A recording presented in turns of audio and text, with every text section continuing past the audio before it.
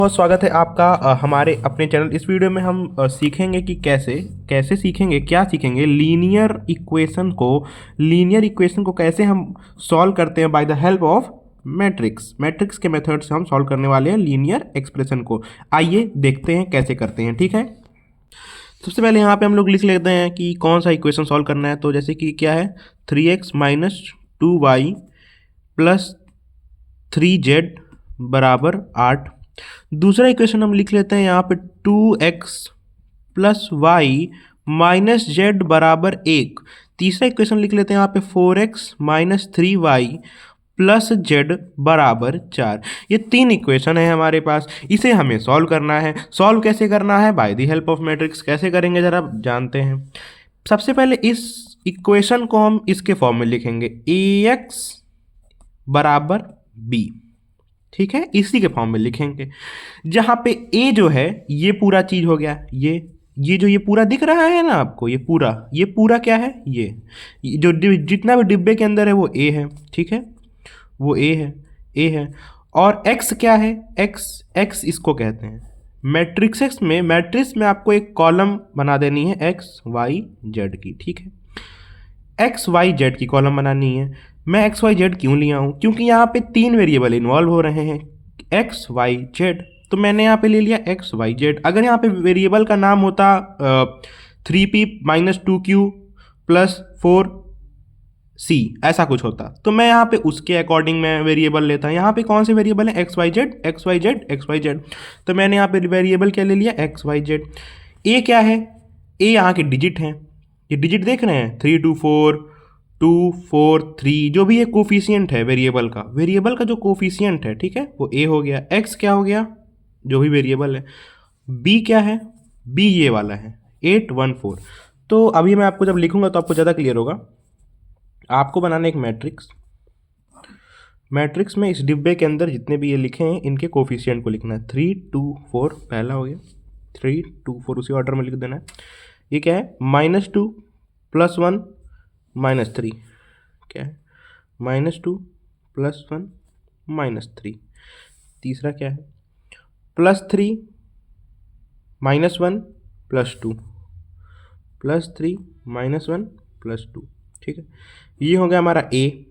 X क्या है? मैंने अभी आपको बताया, जो वेरिएबल यहाँ पे एक्स वाई जेड है, तो एक्स वाई जेड लिखा मैंने, एक्स वाई जेड बराबर क्या है? ये 814 यानी जो आंसर वाला है वो बी है। ये पूरा क्या है? ये पूरा बी है। तो ये क्या है?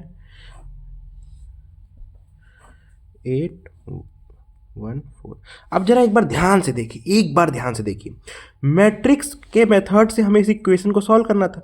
अब इस पूरे इक्वेशन को मैं एक मैट्रिक्स में बदल दिया। कैसे बदला? जो इसका कोफिशिएंट है उसको एक डिब्बे में डाल दिया, जो ये आंसर है उसको एक डिब्बे में डाल दिया, और जो वेरिएबल इन्वॉल्व है उसको एक डिब्बे में डाल दिया। अब मैं इसको सॉल्व करूंगा। सॉल्व कैसे करूंगा ये बताइए।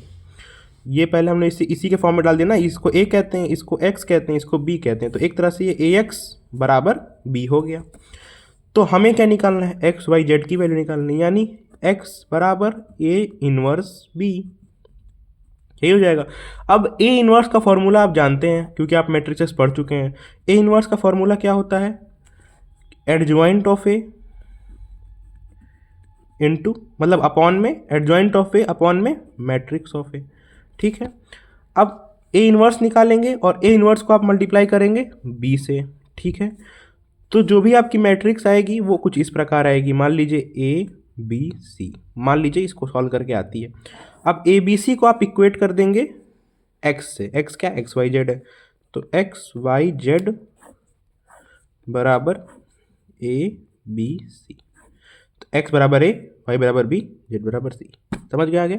अगर आपको ये भी जानना है कि मैं ए इनवर्स कैसे निकाला, मैं एडजॉइंट ऑफ ए क्या होता है, मैट्रिक्स ऑफ ए क्या होता है, तो आप इसके वीडियो आगे कंटिन्यू करिएगा, वरना रहने दीजिएगा। तो चलिए, सबसे पहले मैं जानता हूँ कि इनवर्स कैसे निकाला जाता है। ठीक है, अगर मैं यहाँ लिख दूँ ए इनवर्स, तो इसको हम लोग निकालते हैं एडजॉइंट ऑफ ए से। ये फॉर्मूला है अपॉन मैट्रिक्स ऑफ ए। ठीक है, अब क्या होगा? एडजॉइंट ऑफ ए कैसे निकलता है? सबसे पहले हम लोग इसका निकालते हैं कोफैक्टर। ठीक है, कोफैक्टर और कोफैक्टर का निकालते हैं ट्रांसपोज।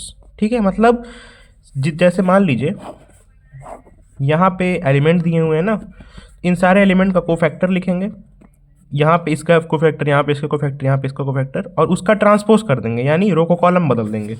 और जो नया बनेगा, मान लीजिए ये बना adjoint of A, adjoint of A को हम डिवाइड कर देंगे यहाँ मैट्रिक्स ऑफ ए से, मैट्रिक्स ऑफ ए को डिवाइड करेंगे तो हमारा ए इनवर्स निकल जाएगा। ठीक है, अब इससे भी ज़्यादा स्टेज 3 पे आपको, स्टेज 3 पे आपको समझना है तो इसके लिए आप एक नई वीडियो देख सकते हैं मेरी।